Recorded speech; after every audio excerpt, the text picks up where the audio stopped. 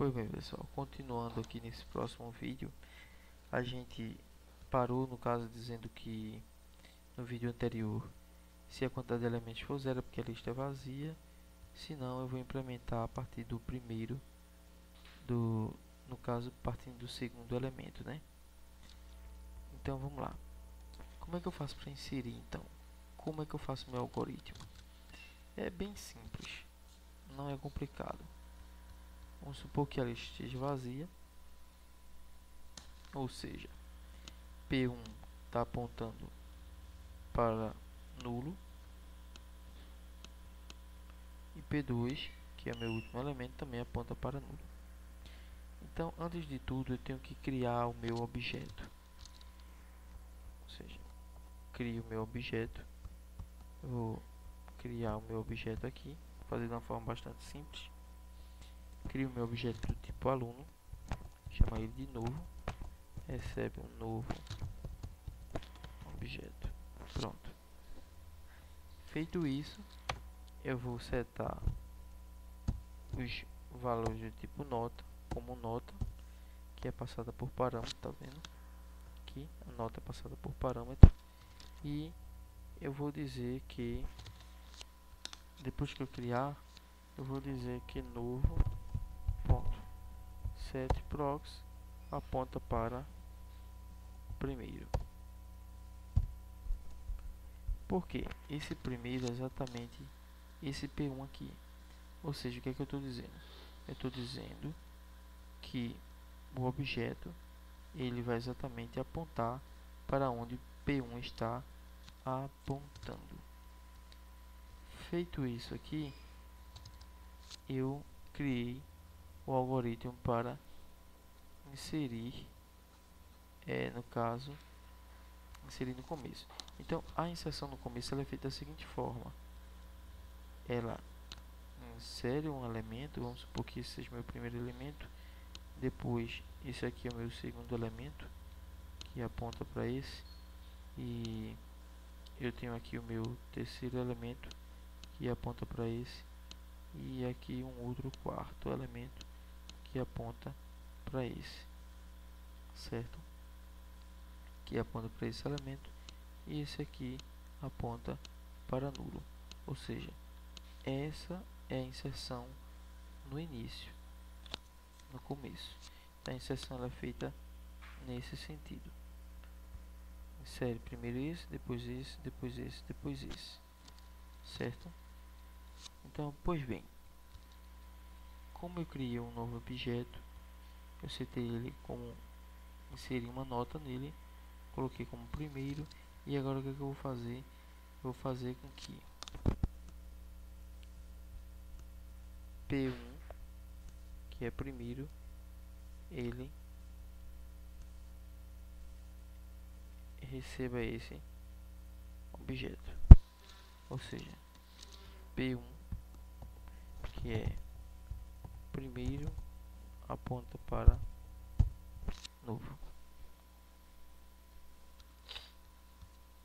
certo? Aponta para novo. Se não, é porque um elemento já existe. Então, se esse elemento já existe, é porque vou criar um novo objeto chamado novo2, recebe novo, e aí eu vou dizer que novo ponto novo2, né, ponto set nota, recebe nota, no recebe nota, certo? E aponta para quem? Para P1. Então, novo2 ponto setProx aponta para primeiro. Aponta para primeiro. Então, esse aqui aponta para o primeiro, e primeiro recebe quem? Recebe o objeto, aponta para o objeto. Então, primeiro aponta para o objeto, que é o novo 2. Então, vamos lá, inserir no começo, né? Vou criar o método main aqui, certo?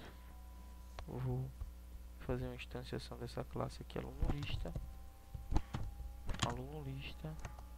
chamar essa variável de a new aluno lista, ótimo. Eu vou dizer que a ponto, aí eu vou chamar aquele método inserir no começo e vou dar a nota como 3, por exemplo. Vamos rodar esse algoritmo. Pronto, ok, ele rodou. Então como é que eu vou saber que ele realmente inseriu? Eu vou pedir aqui system.println e vou dizer que a ponto, vou chamar ele de, no caso eu usei primeiro, então primeiro ponto get nota 3, certo? Agora eu vou inserir um outro, nota 2. Então nota, observe que o 2 ficou no lugar do 3, porque primeiro eu inseri o 3, depois eu inseri o 2, ou seja, primeiro eu inseri o 3, depois eu inseri o 2. Então o 3 passou a ser o que era 0 anteriormente, que era isso aqui, passou a ser esse, então ficou 0, 1. E quem é o próximo dele? É o 3. Então eu vou pedir para inserir o próximo.